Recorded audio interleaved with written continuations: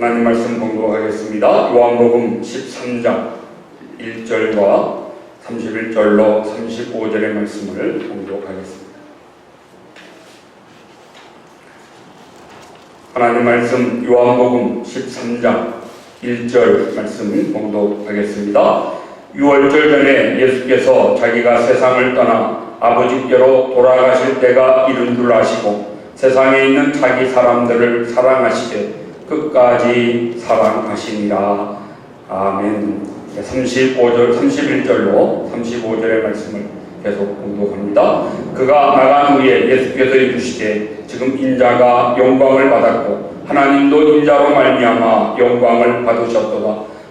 만일 하나님이 그로 말미암아 영광을 받으셨으면 하나님도 자기로 말미암아 그에게 영광을 주시리니 곧 주시리라. 작은 자들아, 내가 아직 잠시 너희와 함께 있겠노라. 너희가 나를 찾을 것이나 일찍이 내가 유대인들에게 너희는 내가 가는 곳에 올 수 없다고 말한 것과 같이 지금 너희에게도 이르노라. 새 계명을 너희에게 주노니 서로 사랑하라. 내가 너희를 사랑한 것 같이 너희도 서로 사랑하라. 너희가 서로 사랑하면 이로써 모든 사람이 너희가 내 제자인 줄 알리라. 아멘. 아멘. 찬양자 하나님께 찬양 드리겠습니다.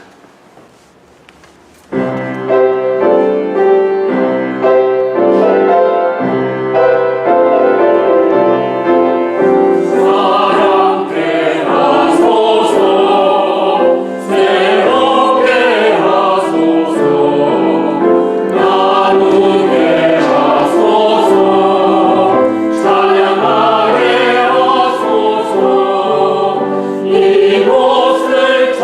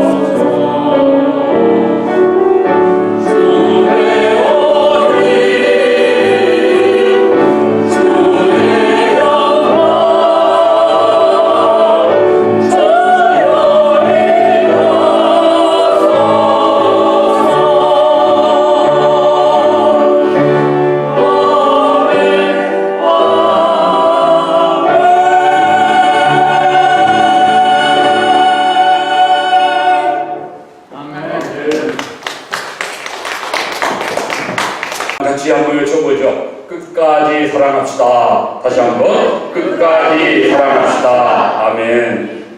예수님께서 우리를 사랑하실 때 예수님의 사랑이 세상에 있는 자기 사람들을 사랑하시되 끝까지 사랑하신다. 예수님이 끝까지 우리를 사랑하셨다고 말씀하셨습니다. 오늘 저 여러분 우리들도 예수님의 그 사랑을 본받아서 끝까지 사랑할 수 있는 우리들이 되어야 하겠습니다. 밖으로 나가셔서 좀 다시 기도기자 좀 가셔도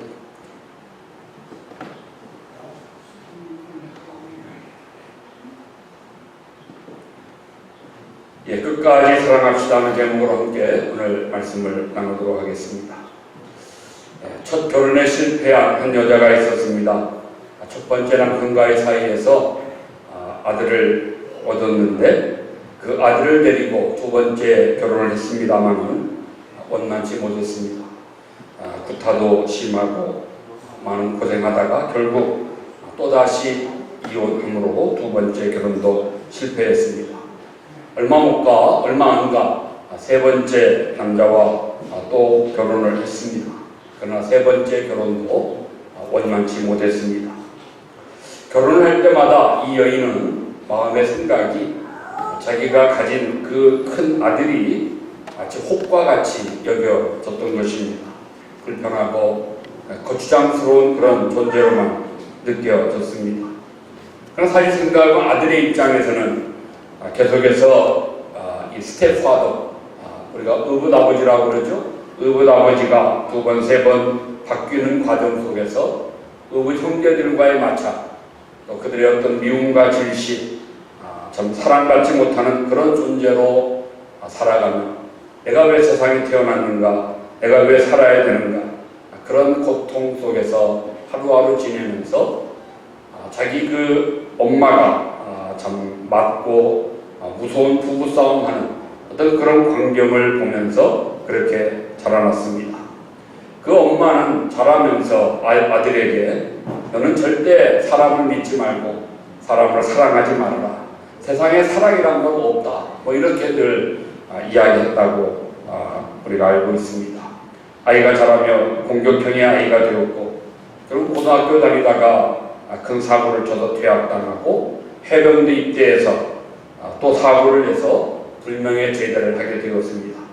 그런 과정에 자신도 결혼을 했지만 아내와의 사랑을 이루지 못하고 결국 그도 참 아내와 헤어지면서 큰 절망감을 느끼고 있는 가운데 어느 날 그가 자기가 다니는 직장 건물 옥상에 올라가서 누군가를 기다리게 됩니다. 그 사람이 바로 리 오스왈드라고 하는 사람, 24살 먹은 청년인데요. 그가 1963년 11월 22일 날 조던 케네디 대통령을 저격하여 암살한 그런 범인입니다.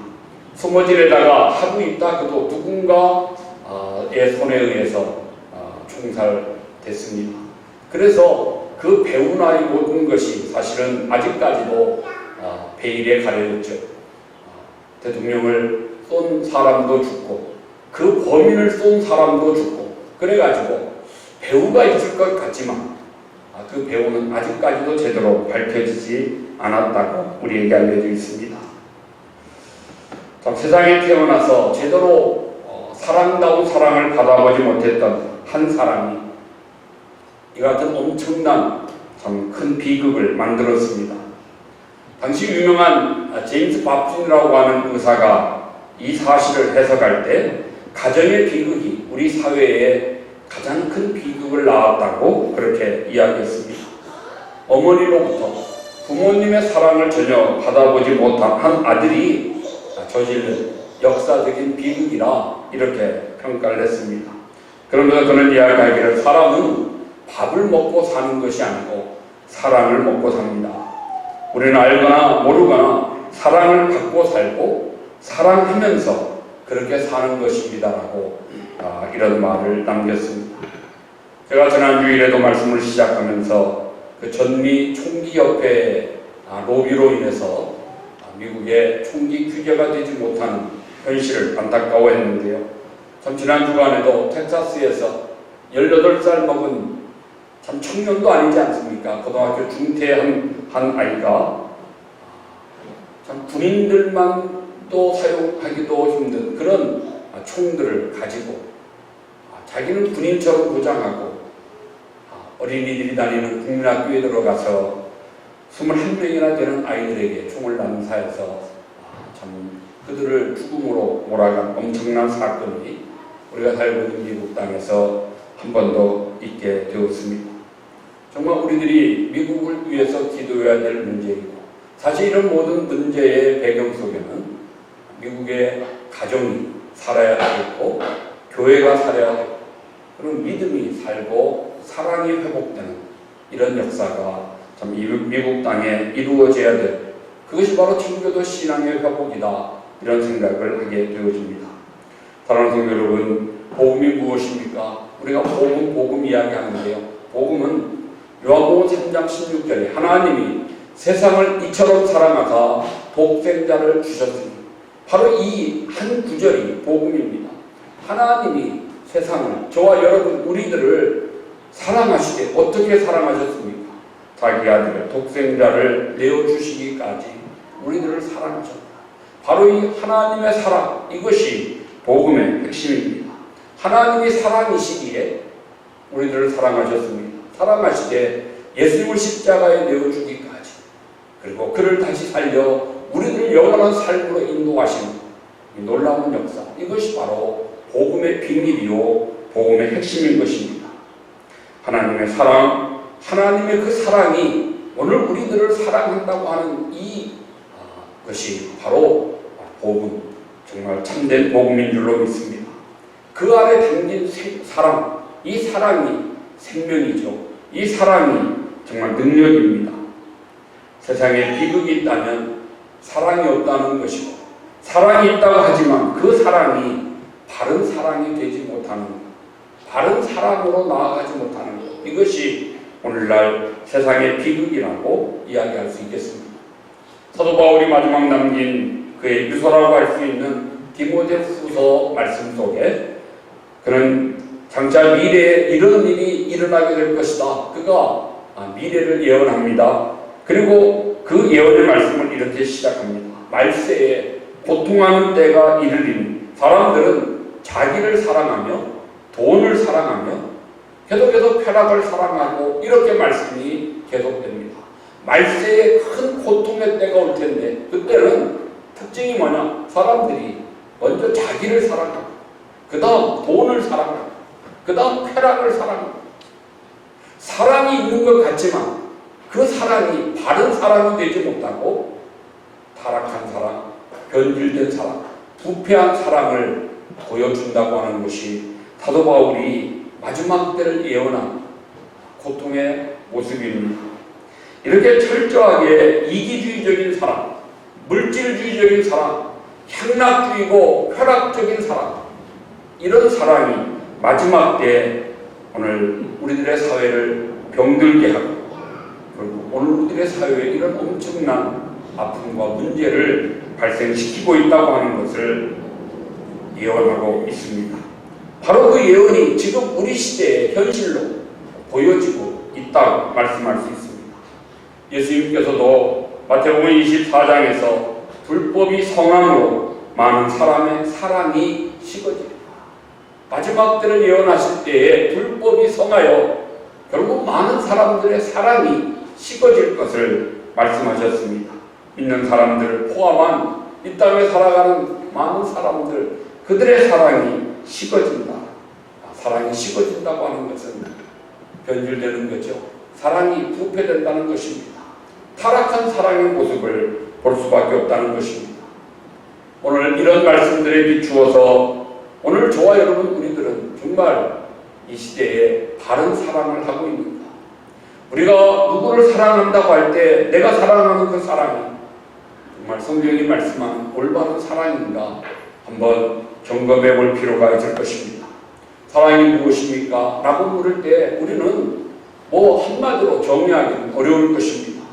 고린도전서 13장 사랑장 말씀에도 사랑에 대한 정의가 참 다양하게 말씀으로 되어 있습니다. 미국의 정신분석학자였던 에릭 프롬이 사랑의 기술이라고 하는 The Art of Love라고 하는 아주 유명한 책을 썼죠. 뭐 크지 않은 소책자인데요. 여기에서 그런 사랑을 5가지로 정의하고 특징이 있습니다. 그 에릭 프롬이 정의한 사랑의 정의가 오늘 이 시대에 가장 바른 정의다, 그렇게 말씀하는데, 사실 뭐 성경의 말씀이 옮겨진 거라고도 볼 수 있겠습니다. 사랑이 뭐냐? 첫째는 관심을 가지는 것이고, 둘째는 책임을 지는 것이고, 셋째는 존중하는 것이고, 넷째는 이해하는 것이고, 다섯째는 주는 것이라고 그렇게 사랑을 정의했습니다. 사랑은 먼저 관심을 갖는 것이고, 그리고 책임을 져주는 것이고, 그리고 사랑은 존중하는 것입니다. 사랑은 이해하는 것이고, 사랑은 주는 것이 사랑이라고 그는 정의했는데, 참 정확한 분석이라고들 이야기합니다.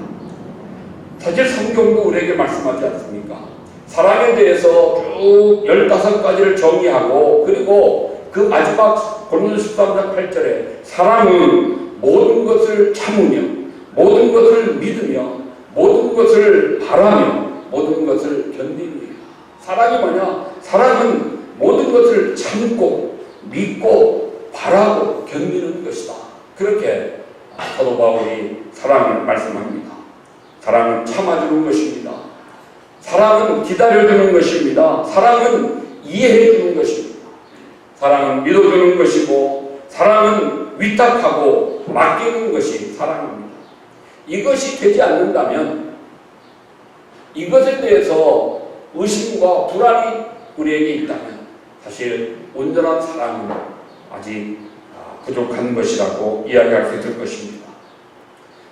사랑에 대해서 많이 아는 것도 중요하지만, 사실은 이런 사랑이 내 안에서 더 참 많이 사랑하고픈 마음이 일어나는 것이 사실은 더 중요하죠. 사랑에 대한 지식이 많고 사랑에 대한 다른 정의를 한다고 해서 그 사람을 가리켜 우리는 사랑이 많은 사람이라고 하지 않습니다. 사랑은 해야 되는 것입니다. 제가 많이 이야기합니다만 사랑은 동사입니다. 고린도서 13장에 사랑을 정의할 때 모든 단어가 현재형 동사를 사용하고 있습니다. 추상 명사가 아니고, 사랑은 주는 것이고, 사랑은 참는 것이고, 사랑은 견디는 것이고, 이와 같이 사랑은 동사를 사용해서 우리가 실제로 사랑할 때 그것이 사랑이라고 말씀하는 것입니다. 사랑을 알고 있고 사랑해야 된다는 것도 알면서도 사랑하고픈데 내 마음에 사랑이 일어나지 않을 때 사실은 괴로운 거죠. 힘든 거죠. 성경은 사랑을 은사라고 말하지 않습니다. 고린도서 13장을 시작하기 전 12장 마지막 절에 너희는 더욱 큰 이 은사를 사모하라. 더욱 큰 은사를 사모하라. 그것이 뭐냐? 사랑은 이렇게 시작하는 것입니다. 사랑은 하나님이 우리에게 주시는 큰 선물이라고 가르쳐 말씀하십니다. 내가 하고 싶고 해야 된다는 거 알면서도 되지 않아서 힘들고 어려울 때, 그때 우리가 다시 한번 깨달아야 될 것은 사랑은 은사구나. 하나님이 내게 주셔야 되는구나. 그러니 우리는 하나님 앞에 엎드리는 것이고 무릎을 꿇어야 되는 것입니다. 해야 되고 하고픈데 되지 않기, 하나님 내게도 사랑의 은사를 더하여 달라고, 나도 사랑하는 사람이 되게 해달라고 사랑을 간구할 수 있는 그런 우리들이 되어야 하는 것입니다. 한국에서 제가 고속도로를 달리다가 큰 뭐라고 그러죠? 표지판을 하나 봤는데요. 거기에 써 있는 말이 참 재미있었습니다. 당신의 아내를 사랑하십시오. 이렇게 써 있었습니다. 당신의 아내를 사랑하라. 그것이 거기에 써 있을 광고에 될 내용이 아니지 않습니까? 사람들은 보면서 참 별소리를 다 한다. 지 아내 사랑해야 될 거 누가 몰라? 이러면서 지나가는지 모릅니다. 웃고 지나가겠죠. 문제는 사랑해야 될 사람, 가장 먼저 가장 크게 사랑해야 될 사람인 줄 알면서 사실은 그렇게 사랑하지 못하는 것이 현실이니까 그렇게 문구에 광고로 큰 표지로 아내를 사랑하라고 써 있는 것이라고 생각할 수 있는 것입니다. 사랑이 우러나지 않기.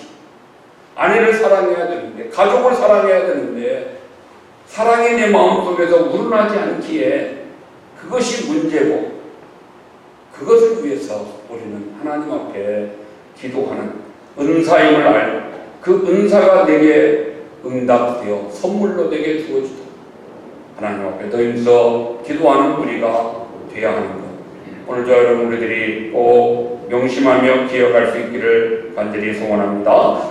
오늘 본문의 말씀은 예수님이 십자가 지시기 전날 밤, 이제 내일 아침에 십자가를 지셔야 되는 그런 순간에 성찬 예식을 거행하시고, 그리고 제자들의 발을 씻기시고 마지막 유언으로 주신 교훈이 오늘 요한복음 13장의 말씀입니다. 그 결론이 34절 35절이죠.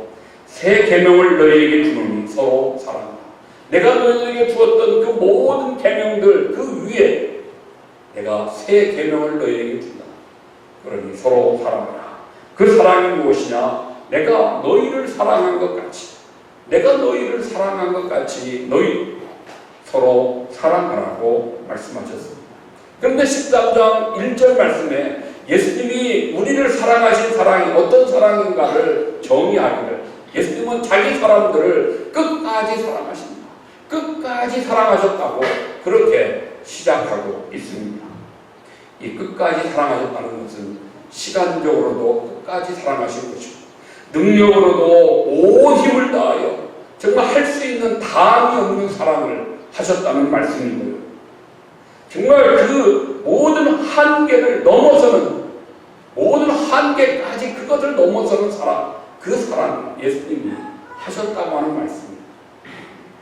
자기 사람을 사랑하시되 끝까지 사랑하셨다고 말씀하시고, 내가 너희를 그렇게 사랑한 것처럼 너희도 이제 서로 사랑하라. 그러면 너희가 내 제자인 줄 사람들이 알게 될 것이라고 말씀하셨습니다.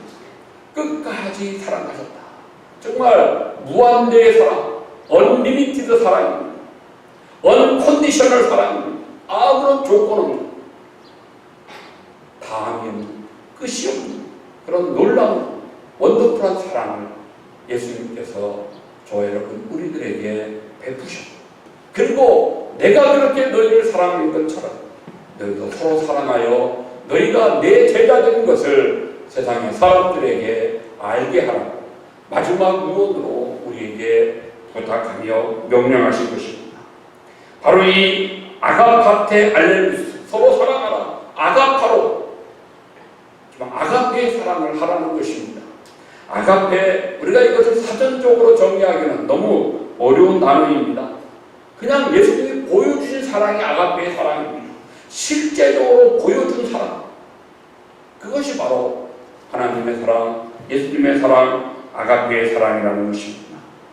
우리가 이 사랑을 가지고 이 사랑으로 살아갈 때 예수님의 제자요, 예수님의 인격으로 변화되어 가는 것입니다. 우리가 정말 그리스도인의 삶을 제대로 사는 삶이라고 말할 수 있을 것입니다. 오늘 예수님이 끝까지 사랑하셨다 말씀하시는 그 사랑, 그 아가페의 사랑, 우리가 그것을 좀 더 나누어 생각해 보면요, 이런 특징을 가지고 있습니다. 예수님의 끝까지의 사랑은 먼저 원수를 사랑하신 것입니다. 예수님의 사랑은 원수를 사랑하셨습니다. 오늘 요한복음 13장 말씀을 시작할 때 예수님과 함께 지금 그 말씀을 직접 귀로 듣는 자들이 누굽니까? 12제자지요? 그 12제자들은 누가 있었습니까? 가룟 유다가 그 안에 지금 함께 있었습니다. 이제 이날 밤이면 그가 자기를 팔고 자기를 십자가에 내어줄 사람인 것을 예수님 이미 알고 계셨지요. 또 다른 11제자들도 다 자기를 버리고 도망갈 사람들인 걸 알고 있으셨죠. 베드로도 자기를 3번씩이나 부인할 것을 예수님이 다 알고 계셨습니다. 그럼에도 불구하고 저들을 향하여 내가 사랑하되 끝까지 너희들을 사랑한다 말씀하시는 것입니다. 원수를 사랑하라 하면 뭔가 엄청나고 대단한 것처럼 사랑의 참 엄청난 극지에 그런 사랑인 것으로 생각합니다만 사실은 아닙니다. 원수 사랑은 저와 여러분 우리들이 매일같이 경험하는 사랑입니다. 저와 여러분 우리들이 바로 하나님 앞에 원수 같은 자들이요 예수님께 원수 같은 자들 아니었습니까? 로마서 5장 8절에 10절에 우리에게 말씀합니다. 곧 우리가 원수 되었을 때에 하나님께서 그 아들을 죽이심으로 우리들에게 자기의 사랑을 확증하셨습니다. 하나님과 우리가 원수지간일 때 그때 아들을 십자가에 내어주시고 하나님이 우리에게 대한 자기의 사랑을 확증하셨다고 말씀하십니다. 원수인 우리들을 사랑하셨다는 것입니다. 그러기에 오늘 저와 여러분 우리들이 살아가면서 오늘 경험하는 예수님의 그 사랑은 바로 원수 사랑의 실제의 모습입니다.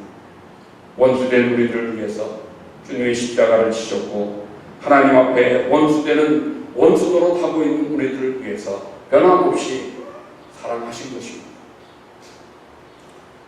오늘 저와 여러분 우리들이 이미 원수를 사랑하시는 그 사랑을 받고 경험하고 있습니다.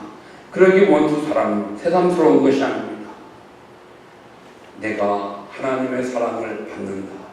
미움이 아닌 사랑을 받는다. 그걸 생각합니다. 하나님이 원수를 사랑하시듯이 나도 내 마음에 예수님께 가는 유다 같습니다. 예수님께 배반하고 떠나 도망가는 제자들 같은 그들을 사랑하시는 거죠.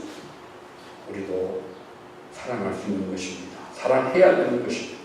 우리가 그 사랑을 받았기에 이제 우리들도 주님이 보이신 그 원수를 사랑하시는 하나님과 그 사랑으로 끝까지 사랑하는 우리가 되어야 하겠습니다.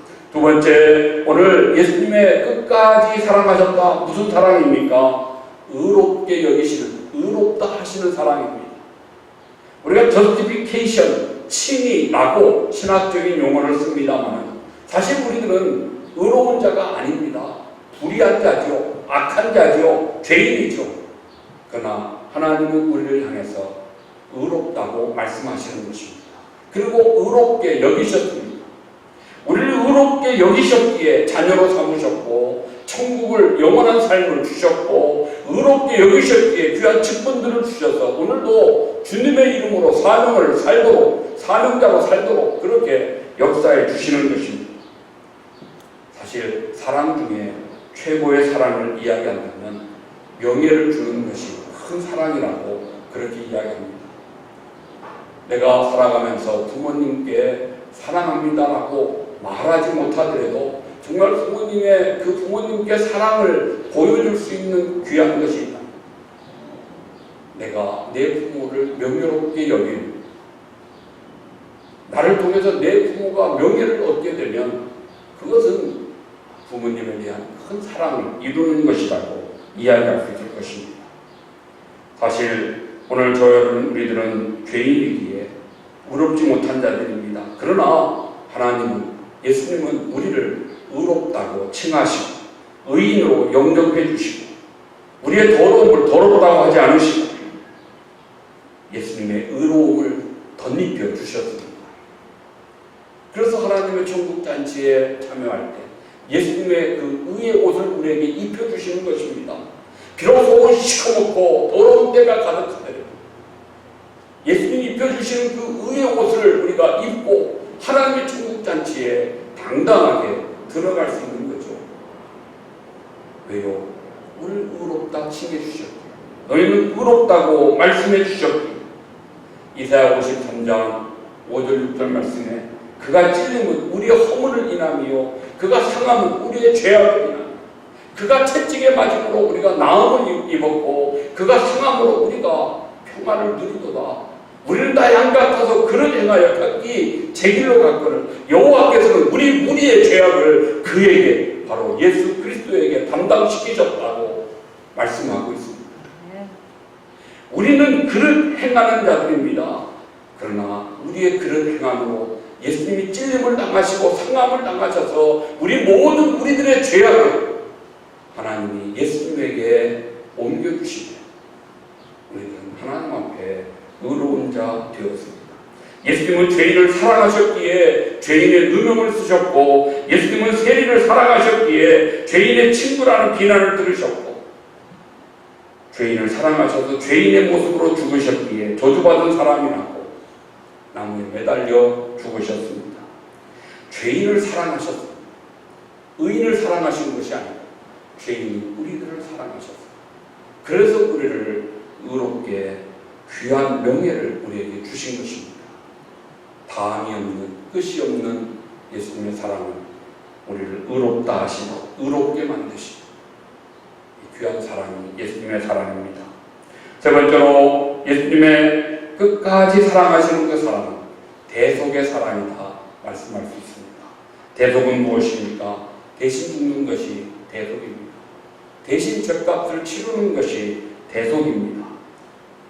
하나님이 하늘 영광 보좌를 버리시고 이 땅에 오실 때에 낮고 천한 구유 속에 오셔서, 그리고 가난한 생애를 사시다 마지막 자기를 비워 조개 형체로 대속물로 죽으셨습니다. 오실 때부터 자신의 어떤 일부를 주시기 위해 오신 것이 아니고 자신의 가장 귀한, 자신의 가장 전부인 목숨, 생명을 주시기 위해서 오신 것입니다. 그래서 우리들을 위한 대속물로 죽으신 그 섬김의 사랑을 통하여 오늘 저와 여러분 우리들이 하나님 앞에 의로운 자로 설 수 있게 하신 것입니다. 그러기에 이 참된 사랑에는 반드시 희생이 따라야 됩니다. 희생이 없는 사랑은 사실 온전한 사랑이 될 수가 없습니다. 대속의 사랑은 자기의 생명을 희생하는 사랑 아닙니까? 그 사랑이 있었기에 오늘 저와 여러분 우리들이 존재하는 것입니다. 예수님의 끝까지 사랑하신 그 대속의 사랑 가지고 우리들도 희생의 그 정신 가지고 희생하며 살아갈 때 정말 끝까지 사랑하라 하신 주님의 사랑에 좀 더 가까이 가는 그런 사랑이 이루어질 수 있을 것입니다. 마지막 네 번째, 우리 주님의 그리스도의 사랑은 영광된 사랑이라고 말씀할 수 있습니다. 영광된 사랑이 무엇일까요? 그것은 오늘 31절 말씀에 이제 가룟 유다가 예수님과 함께 있다가 그가 문을 차고 나갑니다. 그가 차고 나간 뒤에 예수님께서 말씀하시기를 이제 지금 인자는 영광을 받았고 하나님도 인자로 말미암아 영광을 받으셨도다라고 말씀합니다. 인자가 영광을 받았고 하나님도 인자를 통해서 영광을 받으셨다. 오늘 그리스도의 사랑은 영광된 사랑입니다. 희생을 통해서 그 안에서 엄청난 영광과 기쁨을 누리시는 것입니다. 이게 참 좀 역설적이죠. 희생하고 생명을 주면서 자기 목숨을 잃어가면서, 그러나 그 목숨을 잃는 그 사람 속에는 하나님의 놀라운 영광이 나타나는 것입니다. 하나님이 누리시는 엄청난 기쁨이 그 안에 담겨져 있는 것입니다. 사랑 속에는 이런 기쁨과 영광이 있어야 됩니다. 우리가 부모들이 자녀들을 키울 때 자녀들의 시중을 다 들어주지 않습니까? 얼마나 힘듭니까? 그렇지만 자녀들의 시중을 들 때 기쁜 마음으로 참 그렇게 자녀들의 시중을 듣는 것이 마땅치요. 그것을 직용하고 그것 때문에 불평하면서 내가 아이는 뭐 때문에 나와가지고 이 고생을 하나 이러면서 자녀를 키운다면 그게 무슨 보람이 그 안에 있겠습니까? 그것이 무슨 온전한 사랑이라고 말할 수 있겠습니까? 힘들고 어렵고 희생이 따르지만 그러나 기쁨으로 자녀를 키우는 것 아니겠습니까? 내가 너를 위해서 이처럼 수고하고 희생하는 것은 내 기쁨이다. 내 자랑이다. 네가 자라서 장차 큰 유익한 사람이 될 때 내 수고가 영광으로 내게 돌아올 것이라고 그런 믿음 속에서 우리는 자녀들에게 무한한 사랑을 베푸는 것입니다. 너로 인해서 나는 행복하다. 내가 너로 인하여 기쁘다. 이것이 자녀를 향한 부모의 온전한 사랑의 참된 모습이라고 말씀할 수 있습니다. 예수님의 사랑도 꼭 그와 같은 것입니다. 하나님의 사랑이 그와 같은 것입니다. 우리를 위해서 목숨을 잃고 생명을 내어주며 아들을 십자가에 내어주는 큰 아픔이 따르는 희생이 있었지. 그러나 기쁨으로 이것이 내게 영광이다. 그것이 바로 하나님의 끝까지 우리를 사랑하시는 놀라운 영광의 사랑이라고 말씀할 수 있습니다. 이제 말씀을 맺겠습니다. 사랑은 신비한 동화력을 가졌다. 우리가 그렇게 말을 하죠. 사랑하는 사람 옆에 있으면 우리가 닮아가는 것입니다. 동화됩니다. 나를 사랑하는 사람 옆에 있으면요, 나도 전과 다르게 사랑의 사랑으로 바뀌어져 가는 것을 아마 스스로 조금씩은 경험할 수 있을 것입니다. 내가 받은 사랑이 크다고 느낄 때 나도 좀 더 큰 사랑을 베풀려고 애를 쓰게 될 것입니다. 이것이 사랑의 동화력입니다. 오늘 예수님께서 끝까지 우리를 사랑하신 그 사랑이 얼마나 크고 귀하고 놀라운 것인가를 우리가 알게 되고 우리가 분명 그렇게 믿는다. 이제 우리들도 세상에 나아가 세상의 사람들을 사랑하되 끝까지 사랑할 수 있는 정말 다함이 없는 원수까지도 그들에게 명예를 주면서 내가 희생하면서 기쁨으로 사랑할 수 있는 그런 사랑의 참된 모습들이 우리 안에 더해야 될 것이고 이것의 시작은 어디에서부터겠습니까?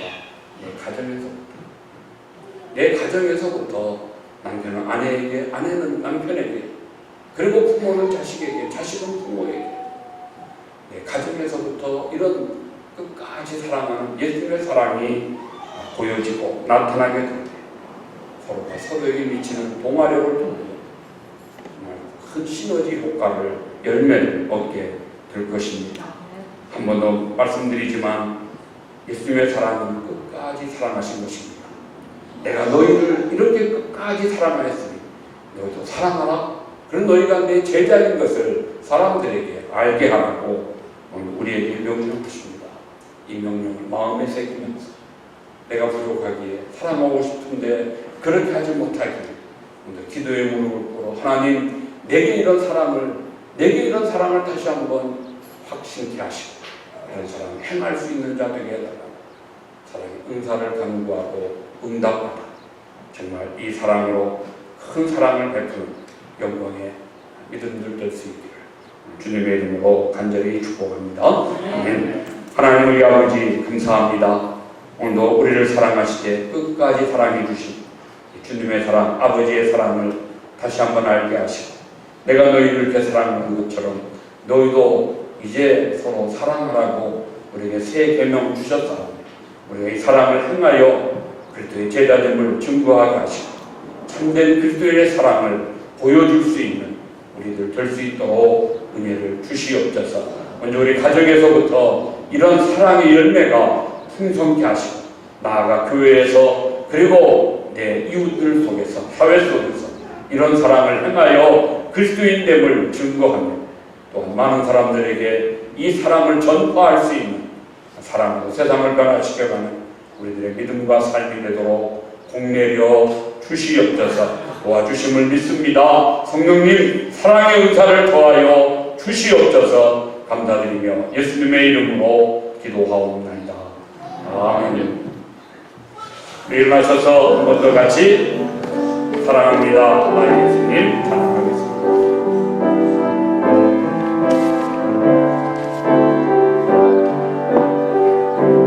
사랑합니다.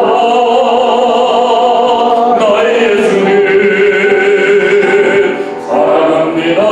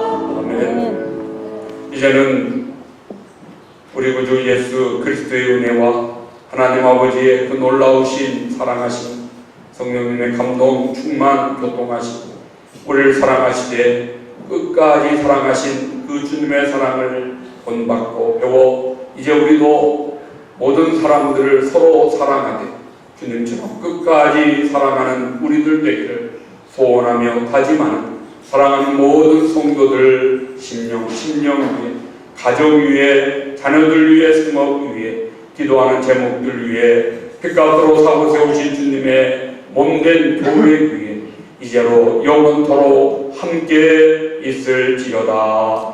아멘. 아멘.